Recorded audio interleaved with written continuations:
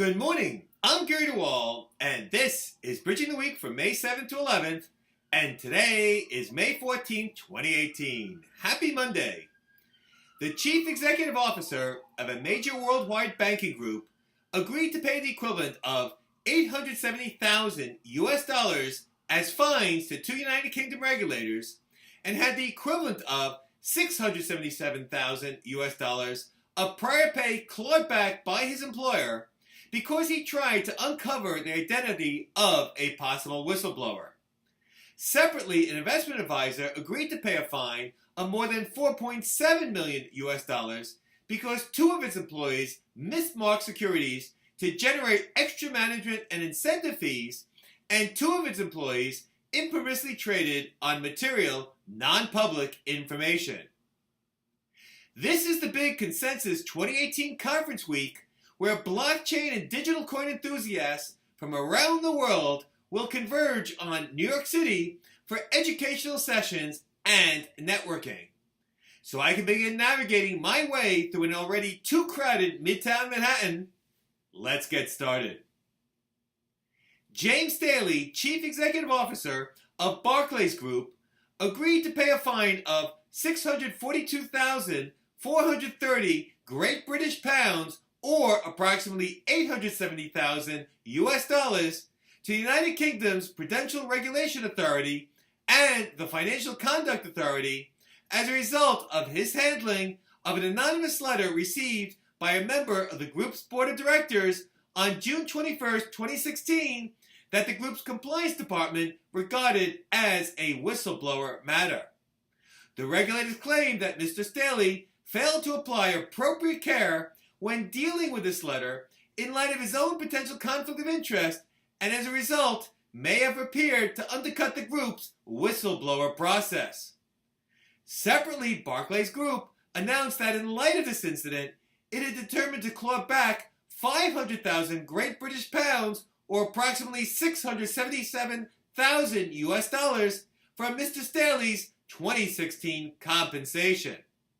According to the regulators, the anonymous letter raised issues regarding the group's hiring of a certain unnamed employee, including concerns of a quote-unquote personal nature about the employee, Mr. Staley's knowledge and role in addressing these issues at a prior employee, and the quote-unquote appropriateness of the group's hiring process regarding the employee.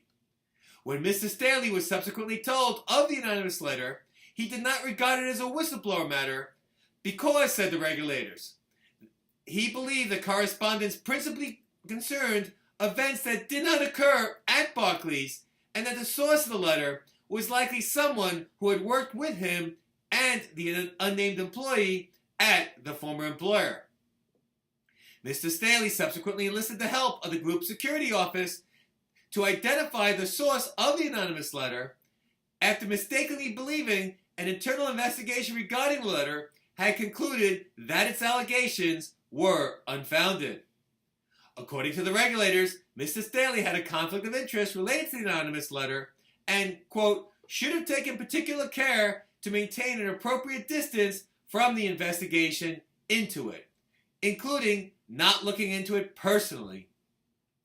In response to this incident involving Mr. Staley, the Prudential Regulation Authority and the Financial Conduct Authority also imposed annual reporting requirements on Barclays related to its whistleblowing program. The compliance culture of every company is set at the top by its most senior officers. As a result, senior officers must lead by example. It is in a company's best interest that employees feel comfortable to report all potential wrongdoing without fear of retaliation. If employees do not feel that level of comfort, it is more likely than not that incidents of wrongdoing will first be reported to government agencies where employees can potentially be lucratively rewarded for their information. How firms sanction senior level wrongdoing also sends a critical message. It is important for firms to apply the same standards and commensurable penalties in addressing wrongdoing by the most senior level officers as by the most junior staff. Visium Asset Management LP, a registered investment advisor, agreed to pay a fine of approximately $4.75 million to the Securities and Exchange Commission in connection with a scheme to falsely inflate the value of securities in one fund it managed, Visium Credit Master Fund, and for benefiting from the insider trading of securities by its employees for another fund it managed, Visium Balance Master Fund, as well as by the Credit Fund. Visium also agreed to disgorge $4.75 million of profits, as well as to pay prejudgment interest of $721,000 as part of its settlement. According to the SEC, from at least January 2011 to December 2012, two Visium portfolio managers, Christopher Plafford and Stephen Lumiere, routinely used quote-unquote sham broker quotes to mismark the value of securities held by the credit fund, showing higher than warranted month-end net asset values. This caused the credit fund to pay to Visium US $2.6 million in ill-gotten performance fees and $533,700 in illicit management fees. To effectuate this mismarking, Mr. Plattford and Mr. Lumiere overrode prices of securities of the credit fund's independent administrator with sham prices, often violating Visium's valuation policies, which recommended that Visium obtain 3 dealer quotes to support a price override. In 307 out of 308 instances of overrides, only 1 or 2 quotes were utilized.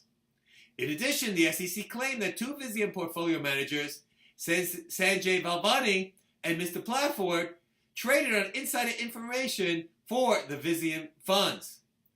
Separately, Stephen Koo, the former chief financial officer of Visium, agreed to pay a fine of $100,000 and be suspended from any SEC registrar for 12 months for failing to act on red flags that should have alerted him to the scheme to falsely inflate the value of securities by the two Visium portfolio managers for the credit fund. The SEC said that Mr. Koo received monthly reports that showed that Mr. Plattford and Mr. Lumiere used overrides on approximately 25% of the positions in the credit fund, and that more than 91% of the changes resulted in higher valuations. Well, that's it for this week's edition of Bridging the Week. As always, there's more information in each article and more articles on the article version of Bridging the Week on the website. Check it out. I'm Gary DeWaal. Have a great week, and until the next edition of Bridging the Week, ciao.